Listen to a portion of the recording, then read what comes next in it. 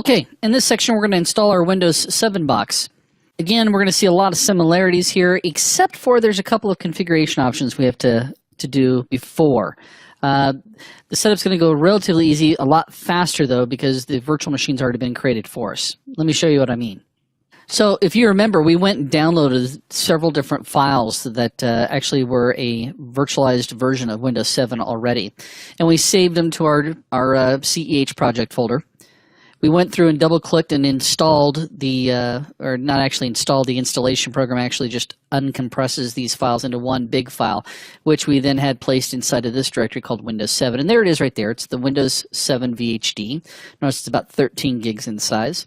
This VCM file, you can actually totally whack that one if you'd like. This is actually leftover from the virtualization that this was created for. This machine was created to run inside of Virtual PC. And we're going to have a little bit of a problem here. Well, not really a major problem, but it's something we're going to have to kind of jump through some hoops. And that is because the virtualization was based off of Virtual PC, there are some plugins that are installed on this virtual machine that we'll need to uninstall. And in order for this to work, what's going to happen is you're going to see the mouse will not work in the environment initially until we remove those add-ins for Virtual PC. And so it's going to be the first thing that we actually try to accomplish. So I'm going to go ahead and minimize this. And let's go ahead and bring up our Hyper-V server platform and go ahead and create a new machine. Let's go through our standard wizard here, create a new virtual machine. I'm going to hit next. This one's going to be called Windows Windows 7. We're going to store this in a different location than the default. Again, I'm going to just put this inside of CEH, inside of my VMs. I'm going to hit select the folder, hit next. We'll take a Gen 1, assign memory. I'm going to bump this one up also to 2 gigs, just because I plan on running either the application, some of our hacking tools in the future here, either on the 7 box or on the Windows 8.1 box. I'm going to hit next. Again, I'm going to select to use the hacking network. Hit next again. And here's where it's saying, hey, where do you want to create this VHD file, or in this case here, the VHDX file? Well, I don't want to create it because I already have it. So this is where I'd say stop, slow down. We're going to actually, in this case, select to use an existing hard disk. And you'll notice here that it's going to point directly to my Hyper-V machines, but that's not where it's located. I'm going to back up here to my D drive. Come into my CEH project folder. Inside of Windows 7, there it is right there, that same VHD file. Remember, it was about 13 gigs. We'll go ahead and attach that. Hit next. Get our summary screen. Hit finished. Okay, let's go ahead and fire this bad boy up. We'll connect up to it. And hit actions and start. This is going to go a lot faster as far as the installation is concerned because there is no install. Somebody built up at Microsoft, built up these files. And pop, we're ready to go. See how fast that was to install? If only all Microsoft installations went this easy. Now, the downside here, folks, is that you'll notice my screen's a little bit smaller because, again, these are the extensions or the add-ins for Virtual PC. So you can see my mouse is not working. I can't click on anything. I can use my tab and arrow keys to navigate from here. You'll notice that the admin account is currently highlighted. If I use my right key, I have the administrator account highlighted. And of course, if I use my left key, I can navigate back. I can use my tab key to navigate to the accessibility icon in the bottom left-hand corner. If I hit it again, I'm going to go to my power button. Hit it again, I'm going to hit my up arrow key on my power button. Hit it again, and I'm going to go back to my admin account. We're going to go ahead and log in as admin. And the default password, we didn't build this. Well, I'm going to just show you what they did on this particular machine. I'm just going to type in a couple characters and hit enter. It tells me it's the wrong password. But look what they did with the password hint.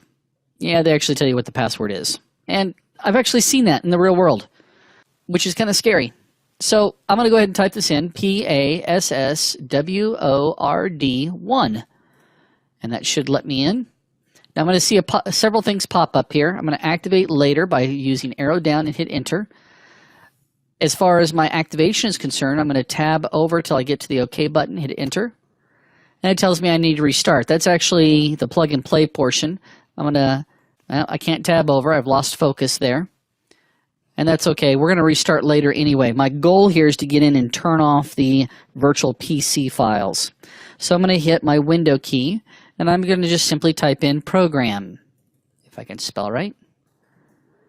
And you'll notice about 4 or 5 down here, I've got my add remove programs. I hit enter, and it shows me a list of programs that I currently have installed on this box. So my mouse isn't working in this environment. What I'm going to do is I'm going to use my tab key to tab until I see the Adobe Flash Player 10 ActiveX program highlighted. And there it is, it's highlighted. I'm going to now use my down arrow key to scroll all the way to the bottom to where it says Virtual PC Integration Component. I'm going to hit enter. The default when you're inside of the programs and features is that when you hit enter or double click on it, it's to uninstall. So that makes things a little easier here. So I just simply hit the enter key. I'm going to then use my left arrow key to select yes, I want to uninstall. Here's the UAC saying that, are you sure you want to do this because you're about to make a modification? Hit yes. And then finally it's going to say you need to restart. And thank heavens, yes, I need to restart so I get my mouse back. So I'm going to hit yes. Okay, now you'll notice my display increased because Windows 7 is synthetic. Meaning with Hyper-V, it passes through the hypervisor, it passes through drivers, both a mouse and display. That's one of the advantages of going to Hyper-V. I'm going to go ahead and highlight my admin and go ahead and log back in with our older password of password 1. And the first thing I want to do is create some consistency. First of all, I need to activate this later, but the consistency I'm talking about is I want to change the password for this account. We'll go ahead and close that. And the easiest way to do that is I can just simply come up here and throw a Control-Delete.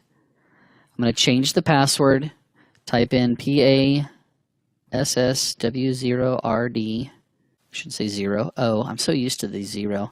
Now I'm going to type in my PA $W0RD password instead. That doesn't look right. Hang on a second. Let me double check the top one. PASSWORD1. There we go. And then again, I'm going to do capital PA $W0RD. And we'll hit the little blue arrow.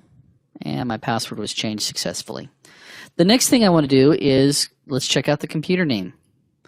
We're going to click on our start button, or the orb. It's the orb of knowledge. Right click on computer and go to properties. And you'll see here that the computer name for this particular image is Windows 7. And that's, I guess you could leave that, but I'm going to be a stickler here because I want things named exactly what they are just for demos purposes. Now, I would never name a computer and in the name of the computer put in what OS it's running because that's just going to make it easier for an attacker to identify the target. So do yourself a favor, don't call it 08 email server. Well, no. Again, go ahead, do that, and then let me know what your IP address is. I'll come visit you. I'm going to go ahead and hit OK. Tells me I need to restart.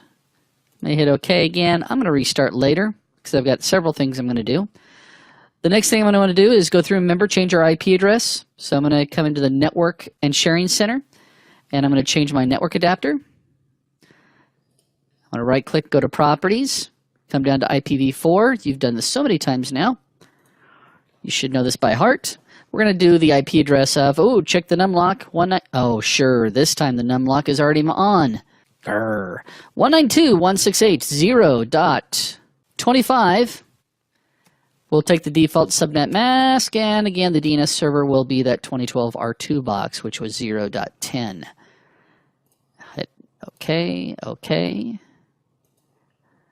What else do we do? Well, we need to go and disable the firewall, so I'm going to just type in firewall. We'll come in here and turn that bad boy off. We'll hit OK. And we need to also change the complexity or check the complexity requirements. Again, that's going to be in our admin tools under our local policy, our local security policy, under account policies, password, and of course, again, it's disabled. Again, my scary configuration that Microsoft gives us. So we don't need to worry about that. Let's go and create our accounts. Again, I can come into my admin tools under computer management. I have my local users and groups. And I'm going to come in here, just right click, new user. Username is going to be bwayne. That's Bruce. And his Batman was his password. We have D. Grayson.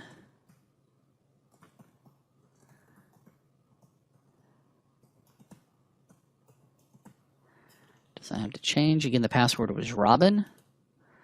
Then we had H. Jordan.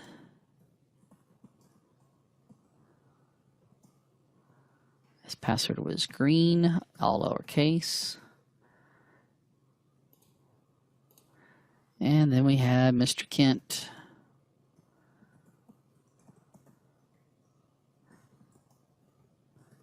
Oops, his was super.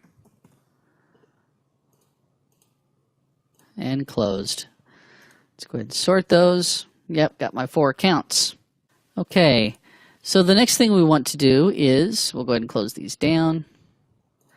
If by chance you get the error popping up from the Action Center, we can open these up and, for example, the firewall, I can go through and say, you know what, I don't need to see errors about the firewall anymore. Same thing with spyware, same thing with antivirus and Windows updates and my backup. I don't need to do anything with my backup. That way there I don't see those errors popping up down there. Okay, my last thing I need to do is I need to change this operating system so that it says that it's genuine, because right now the trial period has expired. Now we do this, and you can do this on any machine where the trial has expired on you. I'm going to open up a command prompt. It does have to be elevated, meaning I have to right-click on the command prompt. I typed in CMD. I'm going to come down here to where it says Run as Administrator. I'm going to hit Yes. And again, we're going to make this biggie size so we can see it. And I'm going to simply type in SLMGR. It's technically a VBS script, but you don't need to put that extension in. And this is for the Server License Manager application. And we're going to do a rearm. This is going to rearm it. If it was a 120-day eval, it would give me another 120 days. If it was 180 days, it would give me another 180 days. If it was a 30-day product, it would give me another 30 days. Again, you can use this. As far as I know, I've used it since XP. And when you use it, you can only use this command 3 times. After the 3rd time, when you try to do it a 4th time, it'll tell you that, nope, sorry, we're not going to continue to allow you to use this operating system because you've obviously had it for a really long time. So I'm going to hit Enter. It tells me that it was completed successfully. If by chance you see an error here, something about the fact that you don't have permissions to do it, it's because you did not open the command prompt with an elevated privilege. I'm going to hit OK. It tells me I have to restart. So let's do that, because that should also affect my name change. We'll do a restart. You can see all the accounts now listed. We'll go ahead and log back in as admin with our password of $$$W0RD. And now you'll notice that it's too legit to quit. That's right, here at Pluralsight we entertain you with rap. So that ends our Windows 7 installation. Hey, up next, we're going to get geeky on you. It's time to put on your geek hats. We're going to break open a Linux box and install Kali.